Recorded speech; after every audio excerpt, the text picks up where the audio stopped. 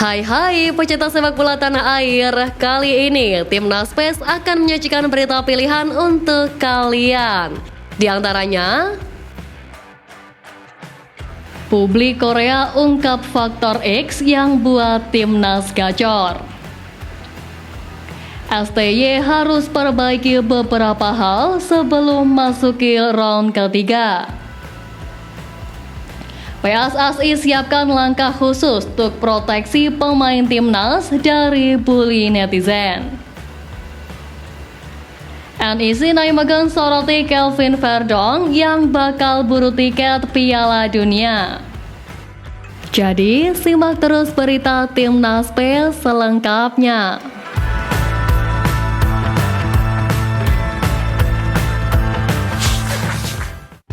Lolosnya Timnas Indonesia ke babak ketiga kualifikasi Piala Dunia 2026 tentunya menjadi tonggak sejarah baru bagi pesepak bolaan nasional.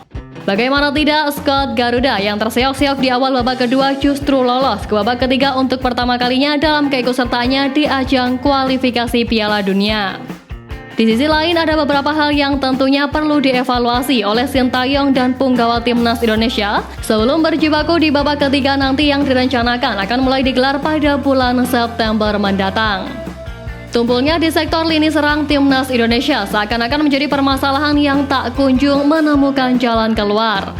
Hal tersebut ternyata masih menjadi problem bagi Sintayong dalam dua laga terakhir kontra Irak dan Filipina kemarin. Sehingga Sintayong perlu menyelesaikan permasalahan ini sebelum menatap ronde ketiga nanti. Selain itu, skuad Garuda memerlukan pemain pelapis di lini pertahanan, sebab ketika Jay Izzas absen, lini pertahanan timnas seakan rapuh. Bek berlabel Timnas Indonesia Yanto Basna resmi berpisah dengan klub Thailand PT Parachuap FC. Kabar tersebut disampaikan melalui unggahan Instagram klub pada Rabu 12 Juni lalu. Yanto Basna bergabung dengan PT Parachuap FC pada Januari 2024, di mana sebelumnya ia bermain untuk klub Indonesia Kalteng Putra dan Bayangkara FC. Sejatinya ia pernah membela Parachuap pada medio 2020 hingga 2022. Sementara klub Thailand Yanto Basna adalah Khon Kaen FC pada 2018. Ia juga pernah membela klub Thailand lainnya yakni Sukhothai FC. Melansir dari Transfer Market, Yanto Basna memang minim menit bermain. Ia hanya tampil dalam satu pertandingan selama 23 menit. Baik 29 tahun itu lebih banyak berada di bangku cadangan. Penjaga gawang timnas Filipina Kevin Rey Mendoza mengaku dibuat merinding dengan atmosfer yang diciptakan dalam Stadion Utama Gelora Bung Karno oleh pendukung timnas Indonesia. Mereka terus bernyanyi tanpa henti untuk memberikan energi tambahan para pemainnya. Kondisi ini mengingatkan dia kepada supporter Persib Bandung bobotoh klub yang dibelanya, walau pada laga itu Mendoza yang mendapat sasaran surakan satu stadion. Walau mendapatkan cemoohan satu stadion, Kevin Mendoza tak merasa nervous sama sekali. Pasalnya, ia sudah terbiasa dengan atmosfer serupa yang didapatkan saat membela Persib. Pada laga tersebut, Mendoza pun harus memungut bola 2 kali dari dalam gawangnya akibat dijebol oleh Tom Hai dan Rizky Ridho. Usai membela timnas Filipina, Mendoza akan berlibur dan kembali ke klubnya Persib pada persiapan pramusim menatap musim baru Liga 1 musim depan. Ketua Umum PSSI Erick Thohir menggelar rapat bersama anggota Exco PSSI dan pengelola Liga Indonesia. Rapat tersebut digelar setelah timnas Indonesia memastikan diri lolos ke putaran ketiga kualifikasi Piala Dunia 2026. Dalam rapat ini, Erick Thohir ingin adanya penyesuaian antara jadwal timnas Indonesia dan juga Liga. Semua bertujuan untuk menghindari adanya jadwal yang bertubrukan. Sebab seperti yang diketahui, jadwal timnas Indonesia nantinya bakal sangat padat. Tim asuhan Sintayong memiliki 10 laga di putaran ketiga yang rencananya dimulai pada September hingga Juni tahun depan. Masalah jadwal ini sempat terjadi beberapa waktu lalu, tepatnya yakni saat timnas Indonesia U23 tampil di Piala Asia U23 2024. Kala itu tak sedikit klub yang menolak untuk melepas pemain karena Liga 1 masih berjalan. PSSI lalu memutuskan untuk menghentikan sementara Liga sebagai solusi terbaik. Tentu kejadian serupa tak ingin kembali terulang di masa mendatang. Klub Eredivisie NEC Nijmegen turut memberi perhatian kepada pemainnya Kelvin Verdonk yang tampil berseragam timnas Indonesia di kualifikasi Piala Dunia 2026. Dalam laman resmi klub NEC Nijmegen mewartakan debut Kelvin Verdonk di Timnas Indonesia saat melawan Filipina 11 Juni lalu. Verdonk menjadi starter pada pertandingan tersebut dan ditarik keluar pada menit ke-67 setelah sudah unggul 2-0. NEC Nijmegen juga menyoroti bahwa sang pemain bersama Timnas akan memulai perjuangan mendapatkan tempat di Piala Dunia 2026. Dengan demikian, Indonesia telah mengamankan diri ke babak penyisihan ketiga dan terakhir. Usai musim panas, Verdonk dan rekan senegaranya akan memburu tiket kejuaraan dunia. Tulis NEC Nijmegen. Salah satu pemain yang menjadi pilar penting Timnas Indonesia, Sandy Walsh, mengungkapkan kebahagiaannya setelah berhasil membantu skuad Garuda melaju ke ronde ketiga kualifikasi Piala Dunia 2026.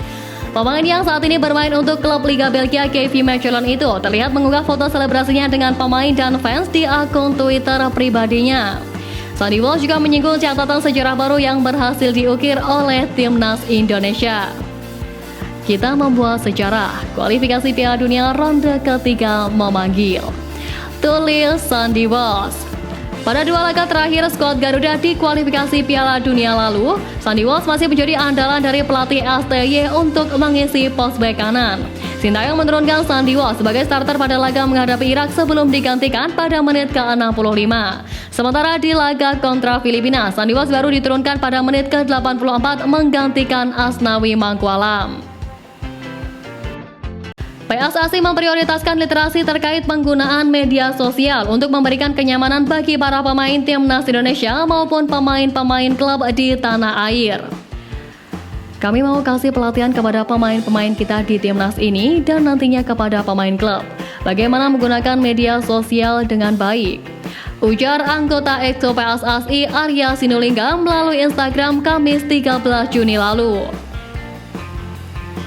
PSSI telah menjajaki kerjasama dengan Meta untuk memberikan pelatihan terkait konten media sosial seperti Facebook, Instagram, dan lainnya.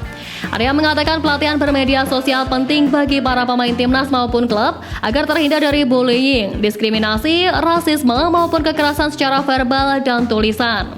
PSSI menginginkan agar para pemain tidak terganggu ketika hendak menghadapi pertandingan hanya karena persoalan yang muncul di media sosial.